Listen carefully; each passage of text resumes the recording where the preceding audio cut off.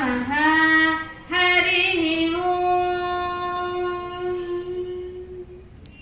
పరమేశ్వరి స్వరూపమైన సభకు నమస్కరిస్తూ, మాకు ఈ జ్ఞానాన్ని ప్రసాదించిన గురువర్యులకు నమస్కరిస్తూ, మాతృదేవో జై బోలో శ్రీమాతాకి.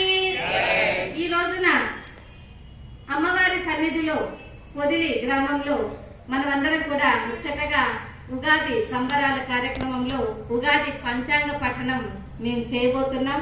మీరు పంచాంగ శ్రవణం చేస్తున్నారు. వినేవారు పంచాంగ శ్రవణం, బోధించేవారు పంచాంగ పఠనం.